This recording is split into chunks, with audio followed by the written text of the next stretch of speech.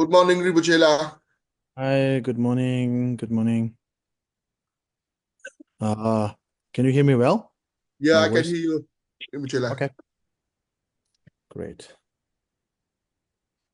Mm. Okay, we start then. Sangye, chedan, zogye, jonam, la, janjo, pardon, dane, gyabzoj.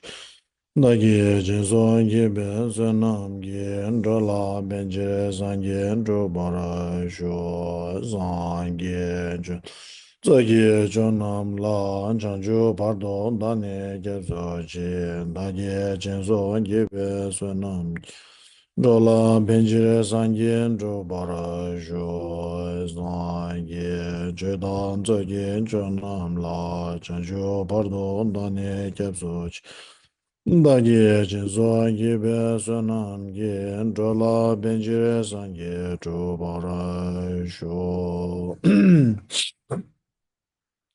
Okay, Mandala.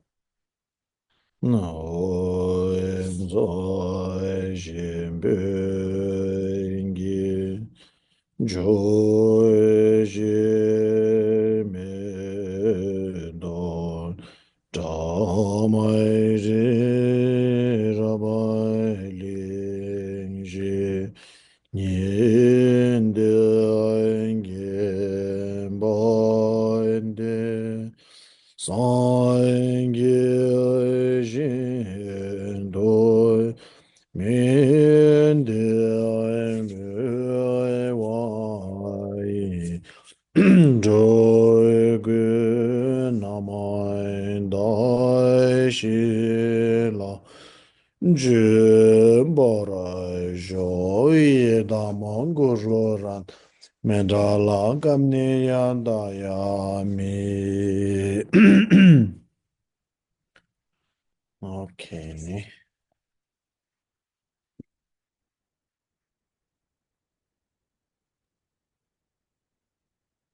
Oh yeah. Um, Last week we spent the whole session covering Master Nagarjuna's biography. And now today we will jump right into the actual teachings. Okay. So we did start with the, I think, paying obeisance to the Triple Gem. Sorry, to Manjushri, and that's we started paying homage to the Manjushri last week, and that part is already explained. Now we will go to the actual the line of the book itself. Mm, Yeah, the first line. Let me first look at it in Tibetan. I will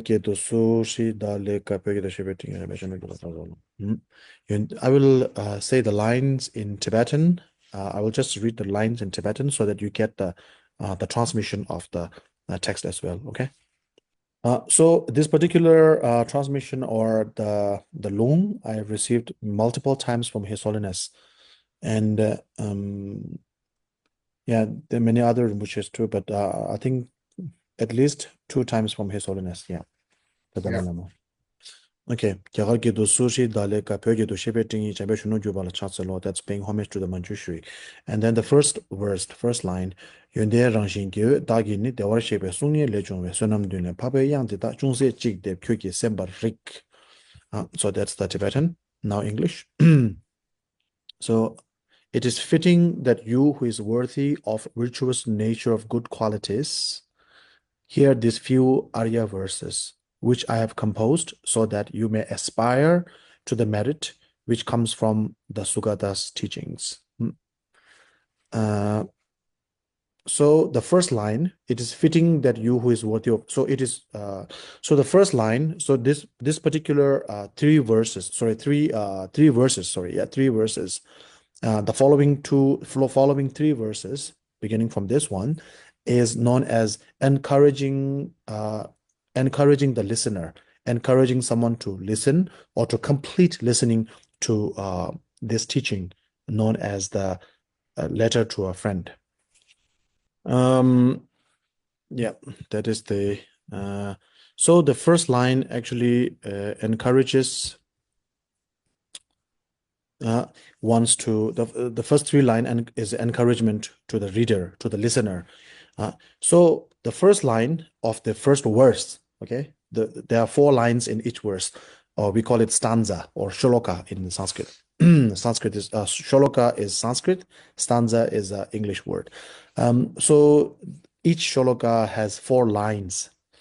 So the first line is the identifies the person who is listening, the listener, the audience, the target. Okay, and who is the target? Who is the target audience? Who is the audience? Who is the listener? That is none other than Nagarjuna's dear friend, whose name is King Gautamputr. The second line of the first verse, here these few Arya verses.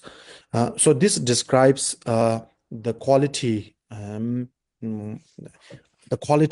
the quality and the content, the meaning of these verses. So these verses are contains the verses that are the following verses, 123 verses, contains Arya verses or Arya stanzas. So Arya is a reference for the sublime beings. So someone who has crossed over the ocean of samsara. So basically someone who is free from samsara is referred to as the sublime beings or Arya. So Arya here refers to one who has crossed the suffering of samsara. And the words that Nagarjuna is going to utilize here is the words of the Arya, meaning by practicing these verses, one will get you across the ocean of samsara. Now the second verse, the second line from the third line, this is the second line. Second line defines the qualities, the characteristics of this book, right? And now the third verse defines the composer or the writer of this book. So writer, of course, we all know that it is none other than Nagarjuna. So he was saying, which I have composed so that you may aspire to the merit. So the author is Nagarjuna. So if you aspire to the merit of the Sugata's teaching, if you aspire to gain the same merit as that of the Sugatas, then you must follow this book that I have composed. Sugata means Buddhas.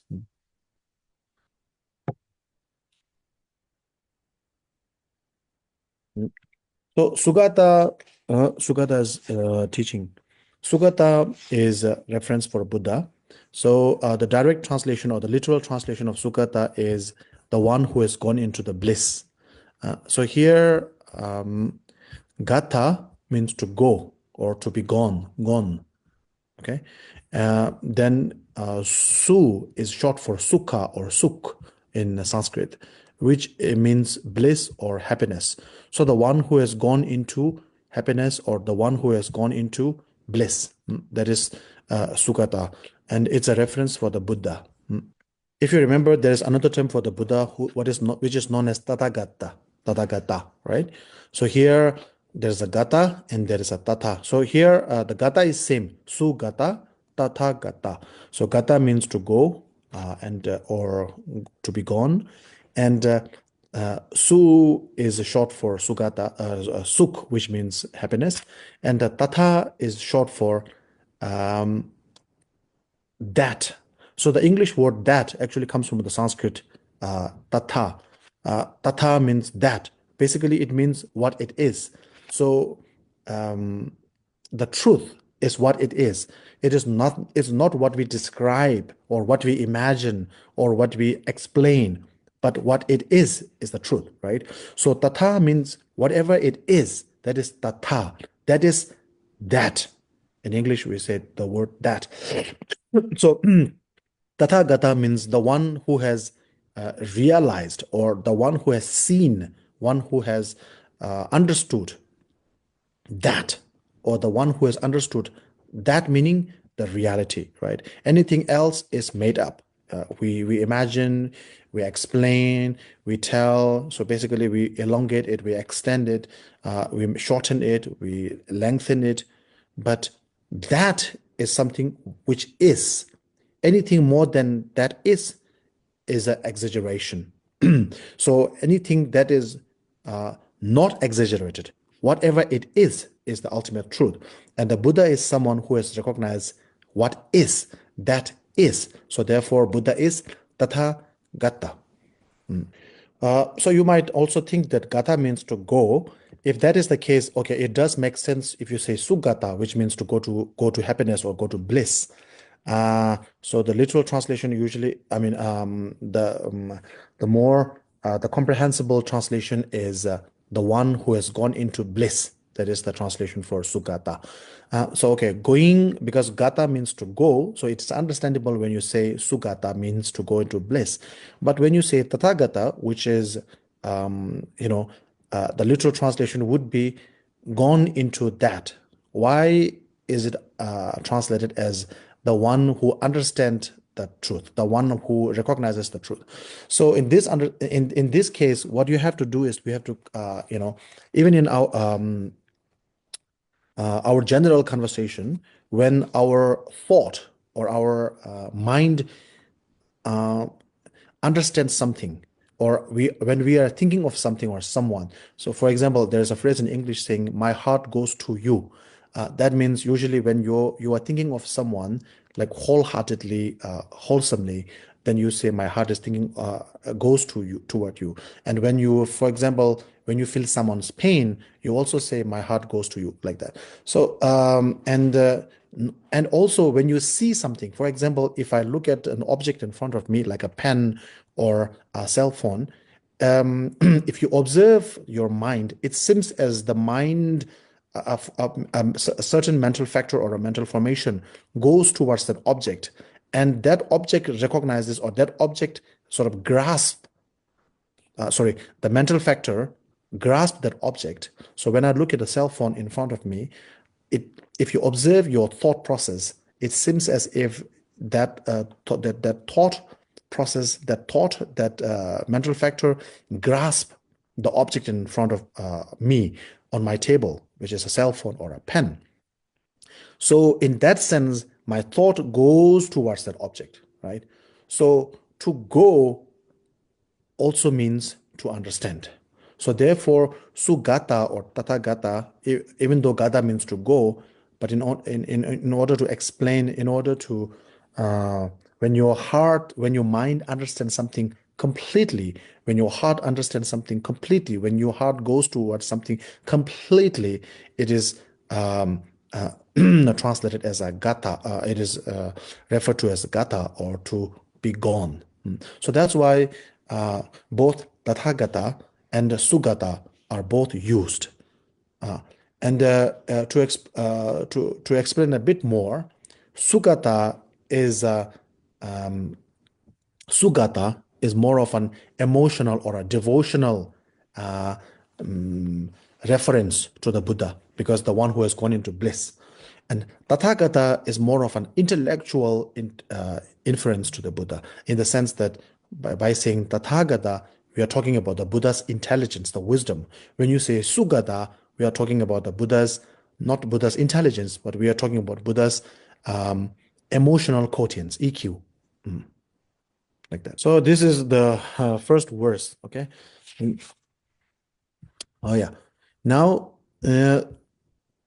basically this describes what the teaching is about and all this thing. Now, the second verse, I will read the second verse in Tibetan first. Chedar deshe kusu shingle kyang giba jinda rongyang kebechu. Deshin dagi nyanga di nyang tamju jola tenle memi gis. So this is usually what we call, it's also still, as I said earlier, the first three verses are encouragement, basically encouraging someone to read through and follow this teaching, okay? Follow this book. Encouragement speech. And now in the second verse, what Master Nagarjuna is doing is he's showing humility here. Okay, so great masters usually always show humility. They always remind themselves to be humble. So he was saying that. Let me read the line first.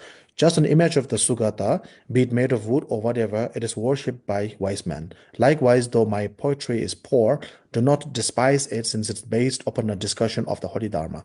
So even though Nagarjuna is the wisest of the wise, he is the greatest master of his time, uh, the great, the number one expert on Buddha Dharma, philosophy, and all sciences in the whole of Nalanda University, everything. He was saying that he is very bad in writing poetry. He's very bad in uh, putting few words together like that. So basically, as I mentioned last week, for a pandita, you have to be efficient. You have to be efficient in 5 different sciences, including poetry and drama and this and that.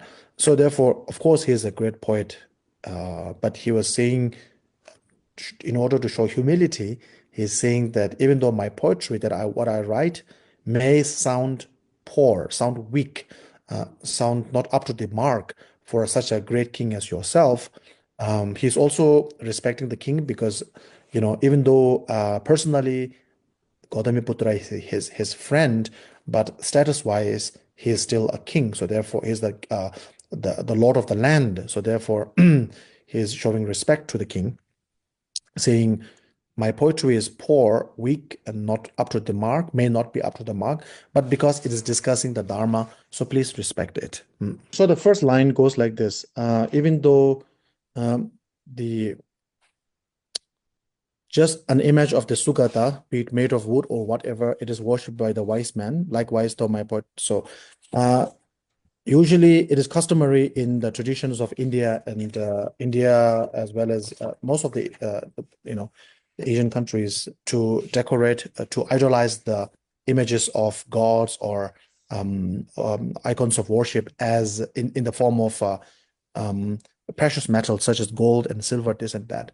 And in which case, a wooden image of a Buddha is not that expensive. Cost-wise, it is not an expensive object.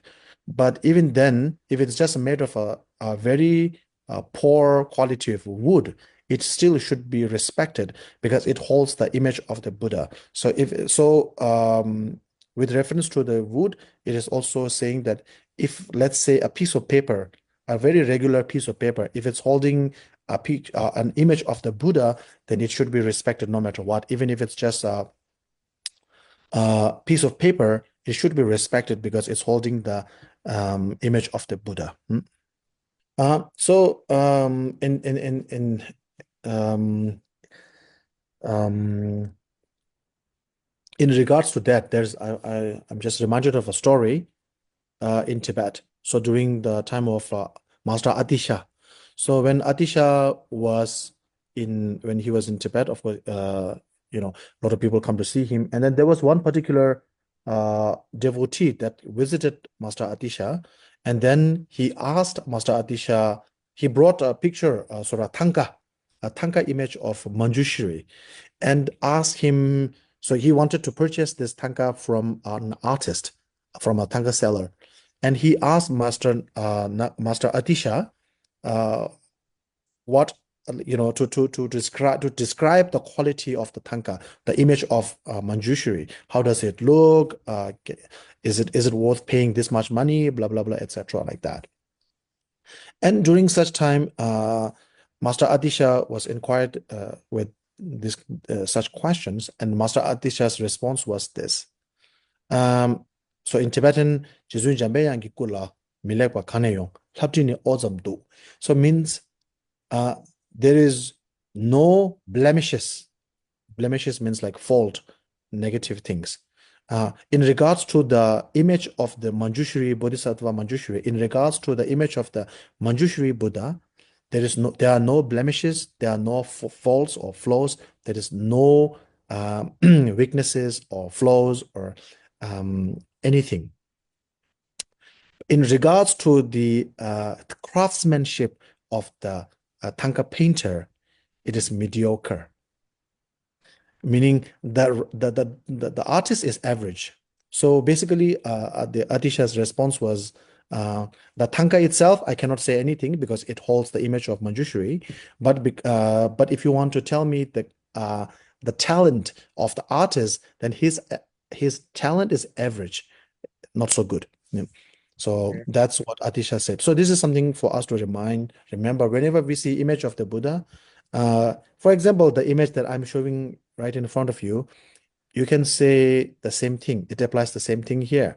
Uh, there is no way we can say whenever there is an image of the Buddha, it is always an image of reverence and respect. But the sculptor, the artist, we can say is a mediocre artist, is an average artist, or maybe below average artist. And so this is the second verse. And so it's also a reminder to the king that even though he may be the king of the land, all this and that, but still he should pay heed, pay attention, listen to what Nagarjuna was saying, because he's talking about some very important point. He's making sense. Like that. Now the third verse, which is Tuba Chembyo Kane Nyingushi Kyoki Tuksu Tanya Chumyoki Dote Leki Kungde Wegeni Chegarni to Chide Migi Las. So this is once again paying sort of reverence to the king's status, because even though personally he's a friend, but because he is a king, so in order to not to offend the king, the kings have very whimsical moods. The king can be very moody, right? Once if the king is disappointed or something offends them, then the king may do something very silly thing, something silly, something whatever. So therefore, at any moment, Nagarjuna don't want to offend the king, even though he's a friend. But powerful friends are also something that you have to be worried about. It's a good thing to have powerful friends, but at the same time, it's also good to keep distance with a powerful friend. So Nagarjuna is keeping his distance with his powerful friend, the king, by showing respectful being polite and being respectful at all times. So the third verse, which is also a verse for encouragement, actually is referring to the qualities, the characteristic, the qualities, and the position, the status of the king.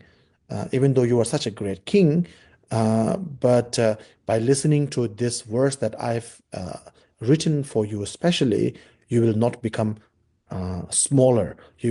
Your status will not be lowered by listening to what I'm saying, what I'm telling you today, because these are the words of the great sages. Great sages means Buddha.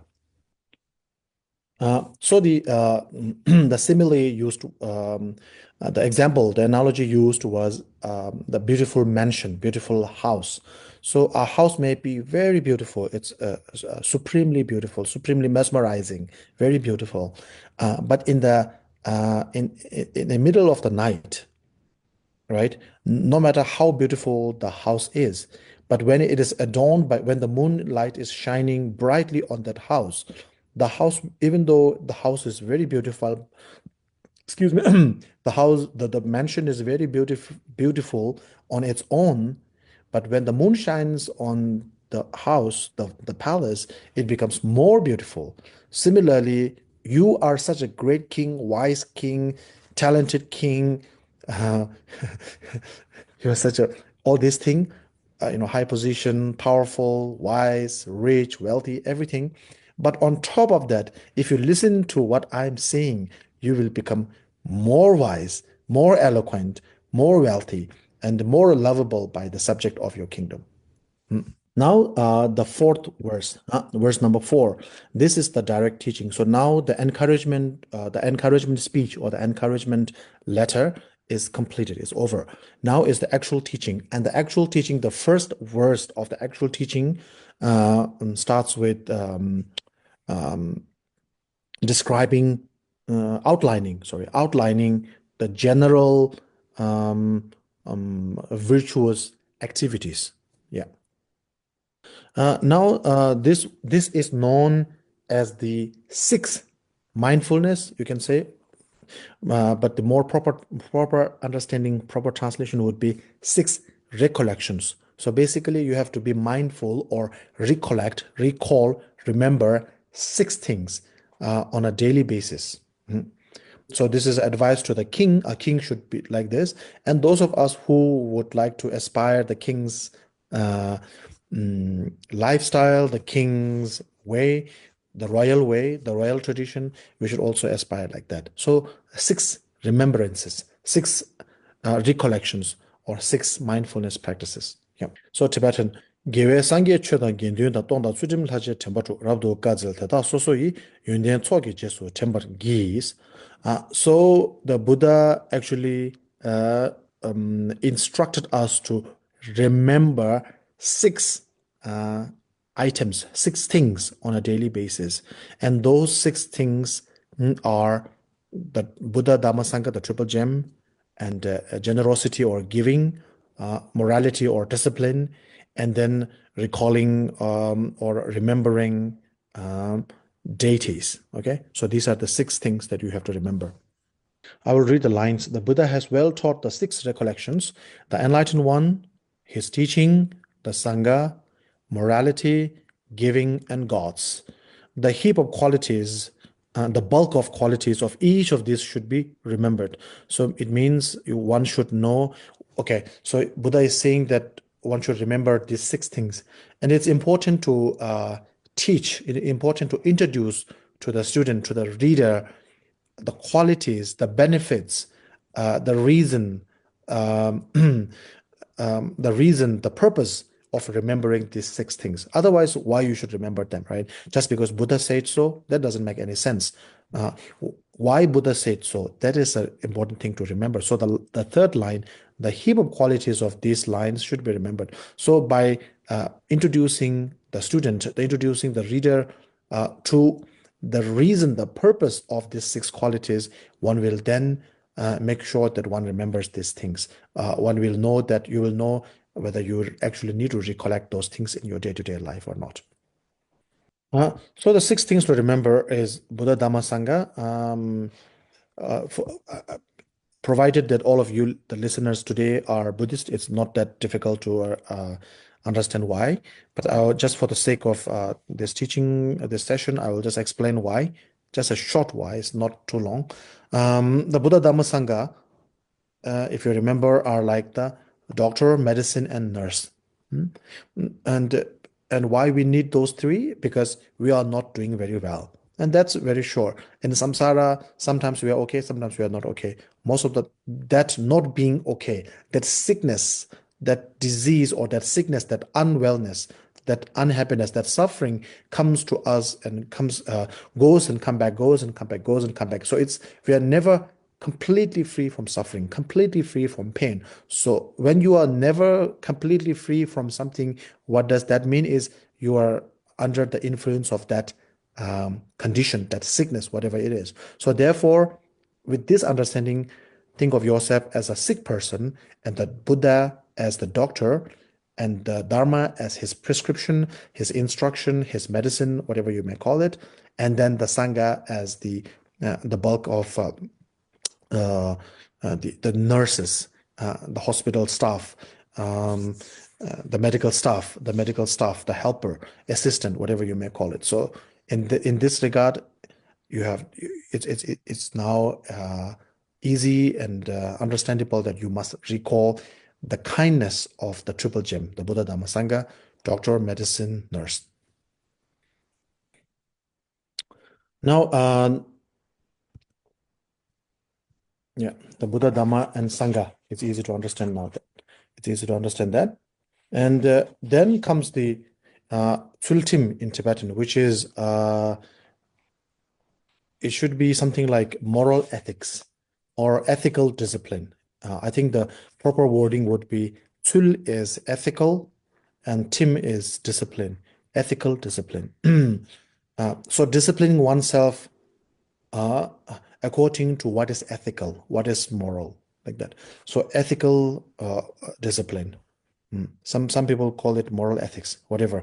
Anyway, so as a king, it is important to have a moral compass. It is as a king, Um, as a king, it is important to have a moral compass. It's important to have a moral discipline. What is right and what is wrong, you should be aware of that. Um, and then we have saying in the monastery, and I think it applies to everywhere, that Tim Rang Song Domba Rang Kur, which means self-discipline, self-morality. That is um, the best form of discipline. That's the best form of morality. If someone else, if someone else forces you to do something, that is suppression. That is not discipline. If someone else is doing, asking, or forcing you to do something, that is pressure. That is suppression. Yeah. But if you do it on your own, then it becomes a discipline. And if you do it on your own, there is a pride, there is a feeling of achieving something. But if someone else tells you to do that and you do it, then you are working for someone. You are under the influence of someone. You are being controlled. So for that reason, one has to have a moral compass. And by having that moral compass, one should follow that. So it becomes a moral discipline, an ethical discipline. And as a king, one should have that. What is right and what is wrong, one should have a clear understanding of that. And one should do so accordingly. Number four being moral discipline or ethical disciplining. And then, that number five is generosity. So as a king, you have more than enough. Yeah, you have more than enough. You are wealthy. Of course, you are the king of the land. Everything, I mean, in the old times, king means the lord of the land. That means everything in this land belongs to you. Mm, the land of the land, the land, the farm of the wealthy merchant belongs to you. The cow of the poor farmer belongs to you. Everything belongs to you. Everything, the name, the water, the land, everything belongs to you. So basically, you have more than enough. You're affluent. So the Buddha is telling, Nagarjuna is reminding the king that when you have more than enough, then you should recognize those things. You should recognize your own privileges, and then you should remember those who are less fortunate than yourself, and then share it with them. Generosity is most important in this case. Yeah. So now when it comes to generosity, actually there are two types of generosity or giving in this regard. So generosity basically means to give or to share. So you can share what you have in plenty. That means, so you might think that, oh, this is the advice for the king, which means the king has more than what he has, and that is true. But then you might say, okay, I am not a very rich person. I don't have enough to blah, blah, blah like that. But then there are so many things that you can share. And by sharing something, your wealth, your goods do not diminish, do not go down, do not go less. For example, if someone is feeling lonely, you talk to that person, you give them some hope, you give hope to someone who is very sick, okay? Mm, Someone who is doing very not doing very well. When you give hope to that person, nothing goes from your side, in the sense that, if you, for example, if you share one if you share money with someone, if you share $100 with someone, your wealth goes down and the other person's wealth goes up, right? But when you share hope with someone, when you share conversation, when you give time to someone, when you share this and that, uh, there's an example, one lamp lighting another lamp. When one lamp lights the another lamp, the light, the luminosity of the first lamp does not diminish, does not go down, but actually it brightens the room uh, more vividly. So similarly, there's so many things to share that anybody can do, like giving ear to someone when someone needs to share something. And then usually we say uh, uh, like helping someone to uh, uh, get across the road, uh, and set so one example that usually our masters usually tell us is that in Tibet people used to ride horses. So for example, when we ride the horses and then when we reach the destination and we tie the horse to a certain place, and so maybe like 1 hour, 2 hour later, the horse is still there, and then it's the sun is blazingly hot, scorching sun is actually burning the horse.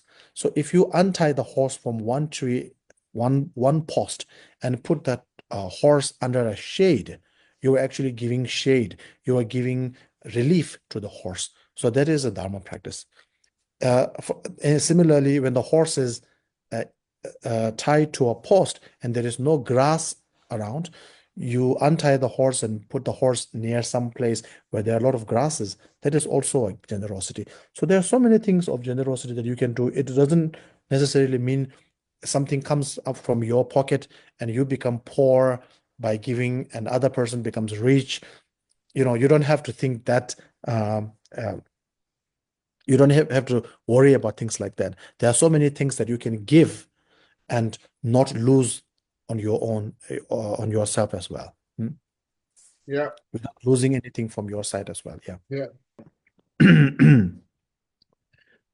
Yeah. So, uh, by giving, by practicing generosity, one will accumulate merit, etc. All these things. So, this actually is covered in the next verse as well. So I will go deeper in the next verse, and then the last recollection is the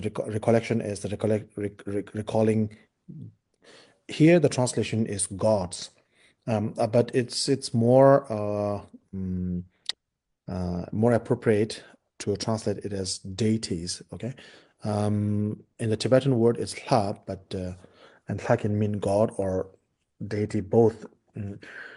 But if you use the term deity, it makes more sense than saying gods. But in any way, gods. Okay, so if you understand in the Buddhism, in the Dharmic religions or Dharmic world like Hinduism, Buddhism, all these things, we're not talking about one God. So it's not the God with a capital G, but it's with a small g. So basically, there is a God is just one of the six realms. Just like human world, there is a God world, this and that, God realm, like that. So to be born in the gods, or the gods are regarded as higher realms. Okay, God, demigod, and human being. This is the higher realm. So one of the thing is to remember the gods, meaning all the gods in the heavenly realms, to remember them, and by knowing to acknowledge that there are gods, there are non-human beings. Okay, there are human world, and then there is the non-human world in which there are spirits, demons, and gods, everything, and out of which the gods are the higher beings. And to be born as a when you are born as a god, to be born as in the god realm, you need to have a lot of merit. And by accumulating such a great merit, you'll be born in the god realm. Then you never go hungry. You don't have to war. You can fly. All these things, all these privileges, all these special qualities will be there. So in order to become a god, you need to accumulate great amount of merit. So basically, this is a reminder to accumulate great amount of merit. Okay, in one sense, yeah, Yeah. that is one way of looking at it. Another way, as I said, that's God, or you can say deity. Basically, the Tibetan word "ha" means both God and deity. As I said, deity sits more comfortably, more appropriate. Okay, so as a deity, you're talking about deities such as Tara, Manjushri, and like that. So basically, all the celestial beings, all the Buddhas in the Sambhogakaya form. Basically, deity is in a way another way of referring to the Buddhas. So it means by recalling the Buddhas or recalling the deities, you are being mindful of the existence of the deities at all times. So basically, when you understand, when you accept the fact that there is a Buddha, then the full description of the Buddha is that the Buddha is an omnipresent, omnipotent, omniscient being. Omnipotent meaning he can do anything. Omnipresent meaning he can be anywhere. Omniscience means he can understand, he can know anything, everything, right? Knowing everything, being everywhere, being able to do everything. So that is omnipotent, omnipresent, omniscient. So in this regard, when you accept the fact that there is a Buddha and that deities such as Manjushri, Tara, all these being when you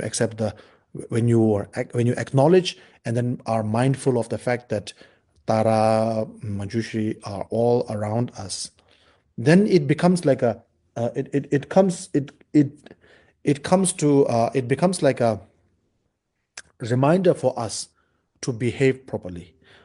Okay. Of course, as I said earlier, self-discipline is the best form of discipline, right? If you can discipline yourself, that is the best. But not all of us are good. Not all of us are good enough to discipline ourselves, right? So therefore, we need someone to observe us, someone to watch over us. So when you understand that all the Buddhas, the deities, then when you are reminded of the deities, when you're reminded of the Buddhas, then we know the Buddhas are omnipotent. The Buddha can be everywhere, anytime, anywhere, anytime, and they can see anything. So that actually reminds us that Buddha can see my thought. Buddha can hear my speech. Buddha can understand my thought, and he can observe my actions. So therefore, I must behave properly, because for the sake of, for example, if there is a policeman around, roaming around, you will not do anything illegal, unlawful, because the police will catch you. Similarly, when you are aware that the Buddha is around, when you are aware that the deities are around, then you will behave more properly, like that. So therefore, it is a reminder, by being mindful of the existence, by being mindful of acknowledging the existence of the deities such as the Buddha, Tara, etc., you behave yourself, or in other words, you develop yourself to become the best version of yourself, to better yourself, to discipline yourself, until you become self-disciplined. So that is the way to understand as a deity. So if you use the term God, I explained earlier, if you use the term deity, this is how you should observe. So these are the 6 recollections. Buddha, Dhamma, Sangha, the triple gem, generosity or giving, then moral discipline, ethical discipline, yeah, moral ethics or ethical discipline, and then the deity, recalling the deities. Yeah. So these are the 6 recollections that one must upkeep in one's day-to-day life, and by doing so, one will be able to follow. One will be able to follow a proper way of life. Now, this is the 6th remembrance, 6th recalling. So 6th remembrance or the 6th recalling that we just did is like cleaning our vessel. So if you want to put something, some delicious food in a cup, first you need to clean the cup. So like that, by recalling the 6 recollections, then your vessel, your body, mind, speech, basically your being, yourself becomes cleansed. And now with that, what you fill yourself, your body, you must fill it with the 10 the 10 discipline or the 10 precepts, what is also known as the 10 virtuous actions. Yeah. So the 10 virtuous deeds or the 10 virtuous actions must be followed. So the Tibetan gebe lelam chubo lu tang ni nga tang yi gi tao do den gi xing changnam le do te xin ge wa yi chowa la yang ngomba ge wa zeus. So in English, always practice physically, verbally, and mentally the path of the 10 virtuous deeds, as well as refrain from alcohol, and also delight in a wholesome livelihood. Oh yeah. Now it says physically, mentally, and verbally. So the 10 virtuous actions, 10 virtuous deeds, um, it is divided into the three. It's divided into three aspects: mental, physical, and verbal. So there are three deeds to uphold mentally, three deeds to uphold physically, and four deeds to uphold verbally. So we go physically, three physical deeds. Uh, so actually, in the Buddha's teaching, uh, the virtuous deeds were not spoken. The positive deeds were not named. Only the negative deeds were named, like killing, uh, stealing, this and that. And the positive deeds were all specified in the negation, like not killing, not stealing, not lying, like that. So the 10 virtuous deeds were not named, uh, not specified by their names, they were not labeled. The negative deeds were labeled, and the positive deeds were called the opposite of the negative deeds. Okay, and the Yeah. reason is because positive deed is something that does not come often, that does not come automatically to us. Positive things we have to strive hard. Negative things comes very easily to us. So therefore, by uh, disciplining the negative deeds, the opposite in by disciplining the negative deeds, in return, we actually get the positive deeds, the virtuous deeds. By disciplining, by curbing the negative, non-virtuous, unwholesome deeds, you are able to accumulate the 10 virtuous deeds, like that. Yeah. Yeah. So the negative deeds, okay? Only the negative deeds are specified, and then the um, um, on the opposite side, on the other side, is the positive deeds. So the first of the negative deed is killing, physical, the three physical negative deeds, which is the first one is killing. And of course, on the virtuous side is the not killing. Then on the non-virtuous side is stealing, and on the other side is not stealing, right? Then on the negative side is the sexual misconduct, and on the other side is the not engaging in sexual misconduct, like that. So these are the three physical ones, and then um, um, the that is the physical one, physical. So the first one is taking life, which means killing. Killing means taking life. So everybody wants to live a long life. Nobody wants to die. Even though it's impossible not to die, but everybody wants to live forever. So just like you want to live forever, everybody else want to do the same thing. And when you take someone's life, you shorten that person's life. You shorten that person's dream, that person's hope, expectation, everything. And there are many people uh, upon whom that person uh, there are many people who depend on that person, rely on that person as well. So when you shorten that person's life, everybody else's life is also affected. So therefore, by taking someone's life, you are making uh, you are creating a huge negative deed. You are creating a huge negative karma. And then stealing is taking someone else's goods. So how would you feel if someone takes your goods or your wealth, your earning, your hard work?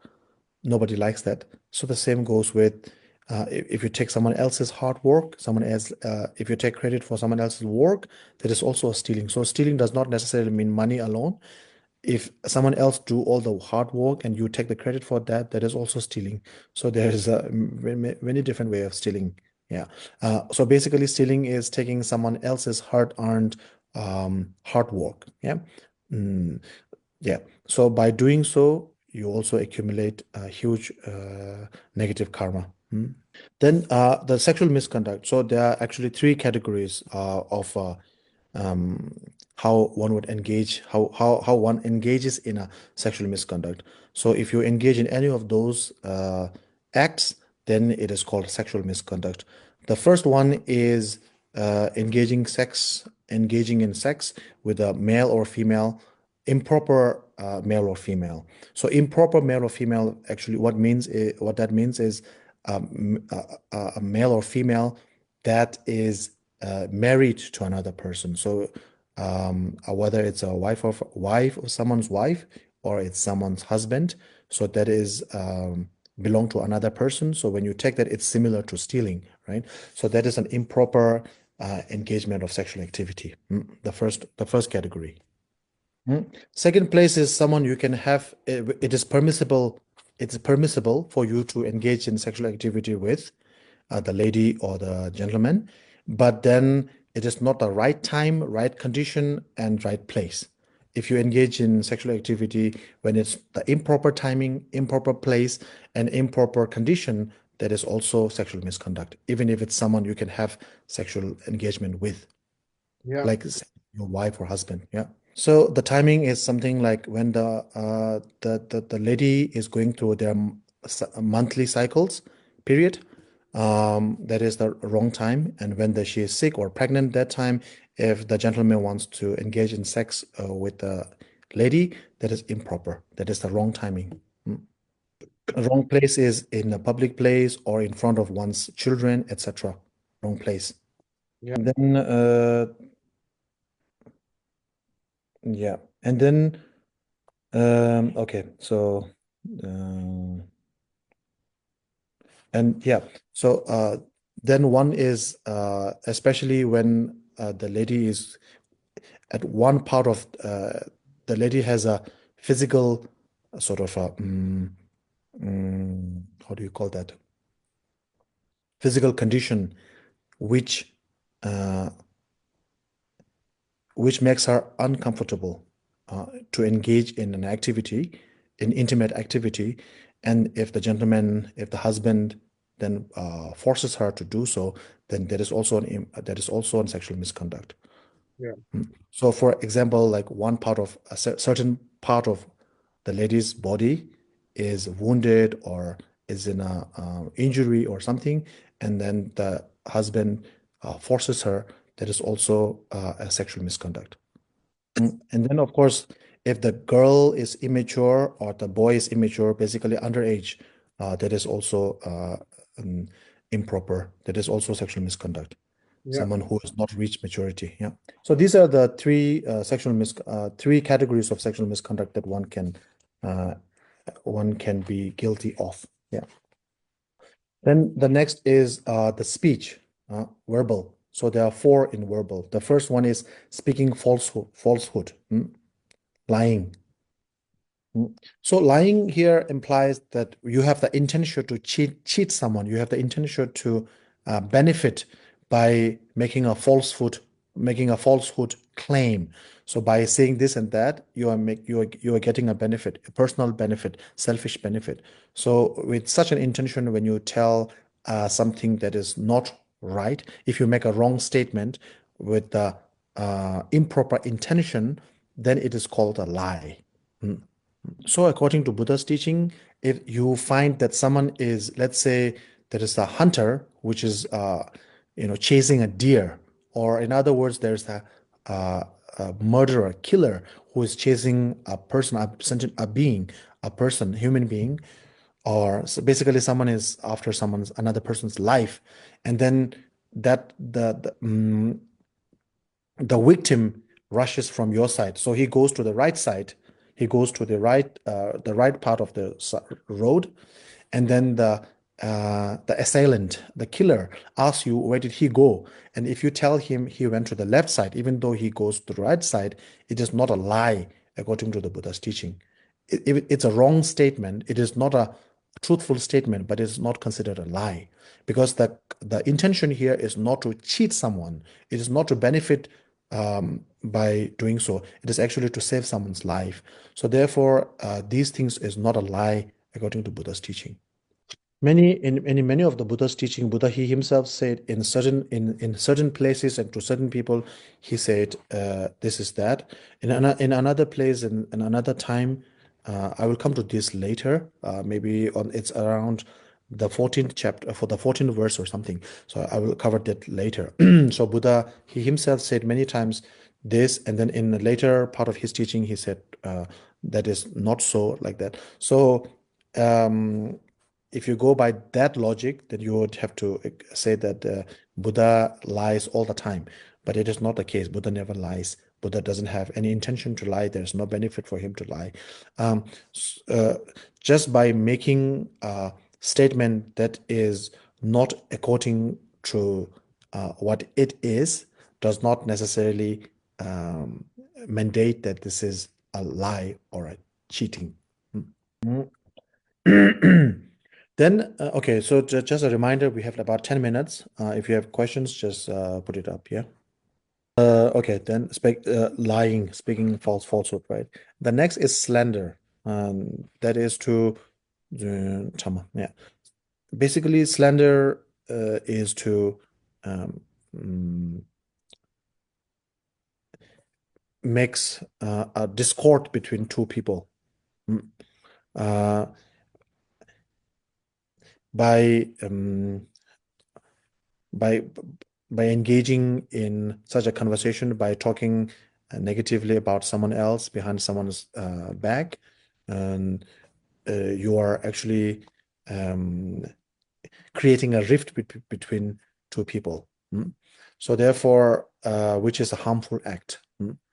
You are actually making creating a distance, a discord between two people. So, for example, if I say something bad about you behind your, if I say something bad about you behind your back, to whomever I'm telling that thing, I'm creating a distance between you and the person to whom I'm telling that. So basically, it's creating disharmony between two people like that. Yeah. So therefore, that is also to be avoided. Then harsh word. Harsh word is very using speech, using what do you call that? Using speech, using conversation that with the intention to hurt someone's feeling.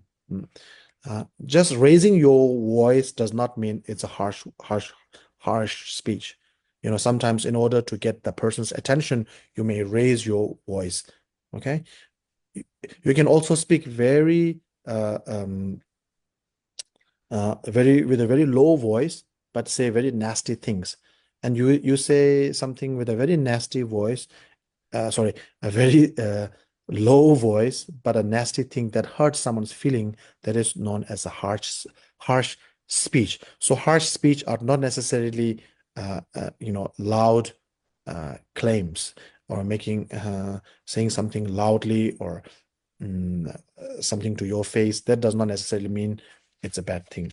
But if you say something that hurts someone's feeling, that is actually harsh speech. For example, someone draws a painting.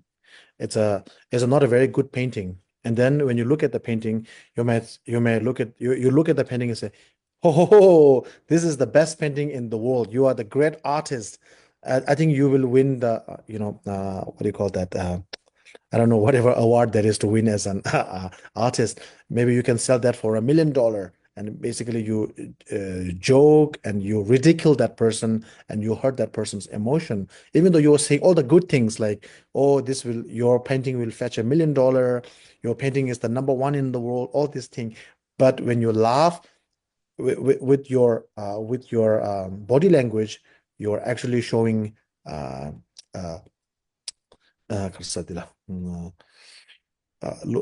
forgot the word. Ridiculing that person. Yeah, you're ridiculing that person. You're by doing so that hurts the person's emotion, feelings. So even though you are saying all the nice things, but it's actually hurtful, and so therefore this is harsh word in that regard. Then the last verbal negative is idle talk or idle speech. So basically, that is what usually when we do gossiping, that is what we do. We first start with some gossiping about some person's life. Okay, nobody starts something negatively. We just say something about someone's life. Okay, oh, he's here, she is there, this and that. And then, because when you talk about just nothing, just average people's life, it's very boring. So you have to add some masala, some spices. So you spice it up by saying, this is that, he's going with that person, this is good doing that, all the things you bring up, all the negativities. So you start with idle talk, but the idle never remains idle. Idle actually always uh, advances. Idle talk always develops into nasty talk, nasty gossiping, and it goes back to the first negative action. Sorry, the first negative speech, which is the um, slander. Yeah, when you talk about someone, some person, you don't know much about that person, and then you say a few lines, and it's actually quite boring. So then you add up stories about that person, and it becomes a slander. So Yeah, idle talk, even though idle talk seems harmless, but in the long run, idle talk will bring so many negative outcomes. So that for our idle talk is also very dangerous in that scenario, that case. Now, three mental afflictions, three mental negativity, which is the first one is covetousness. So basically, coveting or wanting something that does not belong to you. So it can be, your neighbor's car, your neighbor's wife, um, your neighbor's position, or wealth, this and that. Or it can not necessarily that. This is actually very it seems harmless to a certain degree, but then at the same time, uh, for example, when you go to a shopping mall, then everything, all the glittering, all the glossy things that is appearing uh, in behind the window, you want that for yourself, and you covet it for yourself, and it seems harmless. It's similar to the idle talk. It seems harmless, but in order to get that, in order to uh, acquire that, you may end up thinking about it at all times. You may end up plotting about it, and if someone else also has the same idea uh, to acquire that, and then you two meet along, and then you will plan and do all these things. So basically, covetousness is the mother of all um, uh, uh, desirous vanity, desirous vices. Sorry. The next is malice, harmful thought, harmful intention. So basically, it is similar to harsh words. Uh, you have the intention to harm someone. So you have the intention to harm someone that actually manifests into harsh words by saying something negative, and then that actually manifests into doing something harmful, like killing or stealing, this and that. So therefore, harsh thought, you know the thing, right? First you have the idea, then idea becomes a speech or a verbal action, and then verbal action turns into a physical action, physical confrontation, etc. So therefore, it's important to avoid malice at all cost from the very beginning. Yeah, then the last one is known as the wrong view or the false view. And having a false view or a wrong view actually uh, is to um, uh, lose belief and faith in the triple gem, lose belief and faith in the law of causality, karma, lose faith in the Four Noble Truths, lose faith and don't stop believing in uh, the, the emptiness and um, the selflessness, etc. So this is known as the wrong view. So why is so as a wrong view? Because if you don't know about this thing from the beginning, let's say someone who comes from a uh, non-Buddhist background, like a Christianity, Islam, or whatever, you don't even know about this thing. That if you're not aware of any of these things, the triple gem, this and that, you never believe into this thing, that is a different matter. Once you start believing, having faith, and you want to start engaging, committed to this thing, and then you disengage from that, that is known as a wrong view. Just because you don't believe in the Buddha, Dharma, Sangha does not mean you have a wrong view. Okay. Okay, so this concludes today's class session, and I believe there's no questions. And now we will go straight to the dedications now. Yewan diye nyordon da lama sangye drogyoron drowa chigyam malun bangye ge sala ke parasho chanjo semjo remboch maye panamange gyuro jenge ba nyamba mebarai kone gondo bewara sho mi nzewe tere jen jene resi jime kembe wine boy jambe yang de boy my le jomoy ze sang wen da tan jen kembe so kien zong kan ba Lai sein tai beschab lai so wan dem Lai sein tai beschab lai so wan dem ning bon zim Bien la jin namon do ju kun la chan ju Lao san che ye jam ze chogun Tengye Jordan Dambara Zewande. Thank you very much, Rinpoche Lang. Thank you so much, Mr. Song. Thank you so much, everyone. Thank Thầy xin you. cảm ơn tất cả quý vị đạo hữu Yeah. ạ. Everyone have a great weekend. Thầy chúc các đạo hữu có Cảm một ơn. cuối tuần vui vẻ ạ. Xin Cảm cảm ơn tất ơn. cả các đạo hữu. Thank you Rinpoche Lang. Thank you, Thank you so Rinpoche Lang. much. Cảm ơn đạo hữu. Thank you Rinpoche Chị Oanh Lang. xuất hiện. Chào chị Oanh ạ. Rinpoche Cảm Lang. ơn